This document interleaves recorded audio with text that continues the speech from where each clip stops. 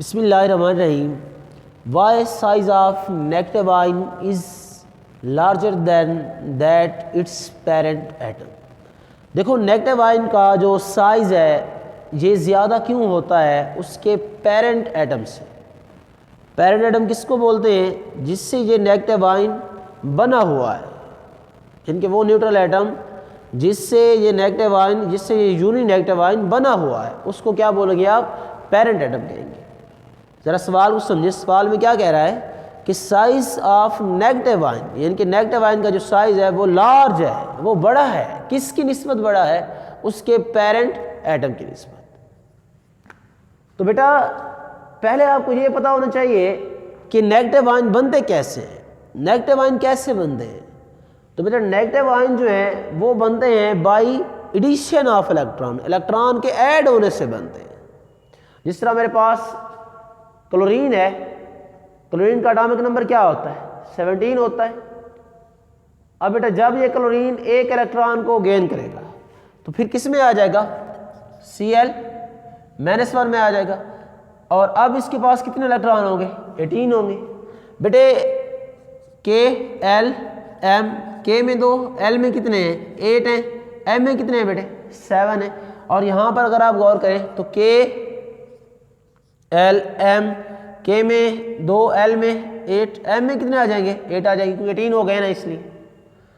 अब देखिए बेटा पहली बात तो ये है कि क्लोरीन ये एक न्यूट्रल एटम था, ये एक पेरेंट एटम है, न्यूट्रल एटम है। ये पेरेंट एटम है जिसको आप न्यूट्रल एटम भी कह सकते हैं। ये न्यूट्रल है। ये न्यूट्रल एटम, इस न्यूट्रल के एटम के अंदर 17 प्रोटॉन है, क्योंकि एटॉमिक नंबर है 17 प्रोटॉन है और 17 इलेक्ट्रॉन है, यानी कि 17 प्रोटॉन और 17 इलेक्ट्रॉन। लेकिन अगर आप यहां पे गौर करेंगे तो यहां पर क्या है बेटा? 18 इलेक्ट्रॉन हो गए। इलेक्ट्रॉन कितने हो गए? 18 हो गए। और प्रोटॉन कितने रहे हैं बेटे? 17 ही रहे, इसमें कोई इजाफा नहीं हुआ। तो आप ये कह सकते हैं कि नेगेटिव आयन जो है वो बनते हैं, किससे बनते हैं? जब इलेक्ट्रॉन ऐड होते हैं किसी एटम के अंदर बाय एडिशन ऑफ इलेक्ट्रॉन। और जब इलेक्ट्रॉन ऐड हो जाते हैं तो रेशो जो है किसकी? इलेक्ट्रॉन प्रोटॉन रेशो ये इम्बैलेंस्ड हो जाती है, अनबैलेंस्ड हो जाती है, यानी कि ये बैलेंस नहीं रहती। तो पहला पॉइंट क्या होगा कि जब इलेक्ट्रॉन ऐड होते हैं तो फिर रेशो जो है इलेक्ट्रॉन और प्रोटॉन की ये इम्बैलेंस्ड हो जाती है, अनबैलेंस्ड हो जाती है, ये बैलेंस नहीं रहती है। इसके बाद बेटे अब देखिए इलेक्ट्रॉन ज़्यादा हो गए हैं, पहले इलेक्ट्रॉन कम थे। जब इलेक्ट्रॉन ज़्यादा हो जाएंगे तो इलेक्ट्रॉनिक क्लाउड जो है, इलेक्ट्रॉनिक क्लाउड क्या हो जाएगा? एक्सपेंड हो जाएगा, फैल जाएगा। जिसकी वजह से आप ये कह सकते हैं कि डिस्टेंस जो है न्यूक्लियस और वैलेंस इलेक्ट्रॉन के दरमियान, डिस्टेंस जो है ये डिस्टेंस इंक्रीज हो जाएगा। और डिस्टेंस इंक्रीज होने से बेटा फोर्स जो है, फोर्स ऑफ अट्रैक्शन, और इस केस में आप जिसको आप इंटर बॉन्डिंग ऑफ एटम कहेंगे, जिनकी बॉन्डिंग एटम के अंदर जो इलेक्ट्रॉन और न्यूक्लियस के दरमियान जो फोर्स है वो क्या हो जाएगी? डिक्रीज हो जाएगी, क्योंकि डिस्टेंस इंक्रीज हुआ है तो ये क्या हो जाएगी बेटे? फोर्स डिक्रीज हो जाएगी। यही वजह है कि साइज ऑफ नेगेटिव आयन जो है ये लार्जर होता है as compare to its parent atom. कि नेगेटिव आयन जिसको आप एनाइन भी कहते हैं, इसका साइज ये ज्यादा होता है। किससे ज्यादा होता है? उसके पेरेंट एटम से। आपने अभी देखा है ये पेरेंट एटम था, ये क्या है? नेगेटिव एटम है। इसका साइज ज्यादा है और इसका साइज जो है बेटे ये कम है। समझ आ गई है इसकी? है कोई मसला इसमें तो बोलो। अब देखो कि क्या बात है, कौन सा क्वेश्चन है? चलिए ये भी करवा देता हूँ। अब देखिए बेटा कि इसमें हुआ क्या है, पहले रेशो इम्बैलेंस हुई है। और किसकी रेशो थी? इलेक्ट्रॉन और प्रोटॉन की। फिर आप कह सकते हैं कि इलेक्ट्रॉनिक क्लाउड एक्सपेंड हुआ है, डिस्टेंस इंक्रीज हुआ है और फोर्स ऑफ अट्रैक्शन जो है क्या हुई है? डिक्रीज हुई है।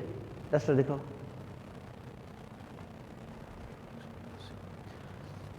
अब देखिए बेटा कि क्लोरीन का जो साइज है, जो पेरेंट एटम है, इसका है 99 पिकोमीटर, जबकि ये जो नेगेटिव आयन है इसका साइज कितना है 181 पिकोमीटर। ये ज़्यादा हो गया है। तो चले स्टार्ट करते हैं इसकी थ्योरी से। ये थ्योरी में आपने क्या क्या चीज़ें लिखनी है।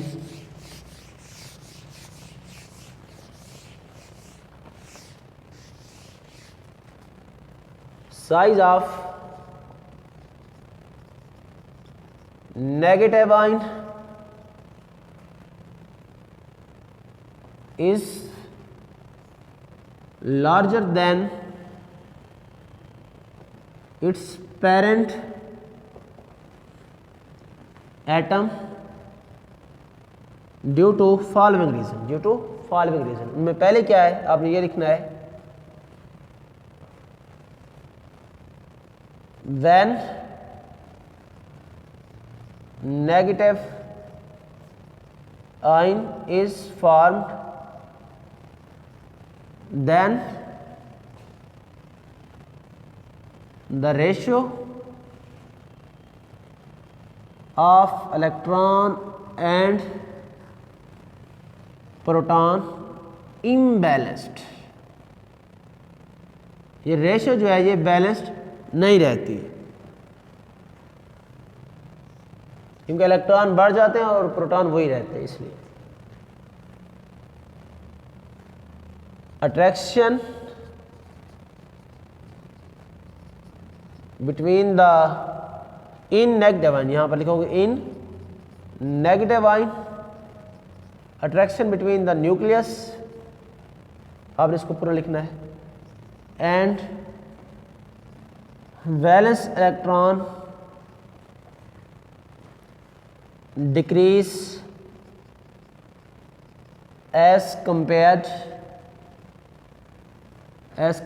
to its parent atom। Parent atom के मुकाबले में जो नेगेटिव आयन के अंदर इलेक्ट्रॉन और न्यूक्लियस के दरमियान जो अट्रैक्शन है वो डिक्रीज कर जाती है, कम हो जाती है। इसके बाद बेटे distance between the nucleus and valence electron also increase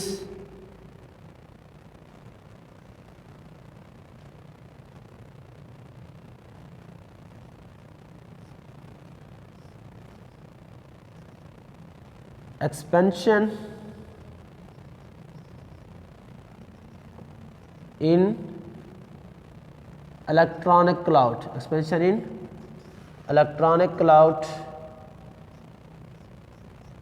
occur। Expansion हो जाती है किसके अंदर, इलेक्ट्रॉनिक क्लाउड के अंदर। वैसे आप यहाँ पर इसको भी थोड़ा सा बढ़ाकर लिख सकते थे, in negative ion distance between the nucleus and valence electron increase as compared to its parent atom, जो उसका पेरेंट एटम है। Expansion in electronic cloud occur. फिर आप लिखना है due to these facts size of negative ion is larger than that of its parent atom। इसके अलावा फिर आपने वो एग्जांपल लिखनी है क्लोरीन वाले जो मैंने पहले लिखवाई है, उसको आपने लिख देना है। एग्जांपल आपने लाजमी लिखनी है। ठीक हो गया जी, समझ आ गई इसकी। क्लोरीन वाली क्या रहता है ना, यही एग्जांपल थी। चले ये भी करवा दिए, और कोई करवानी तो बोलो। ठीक है।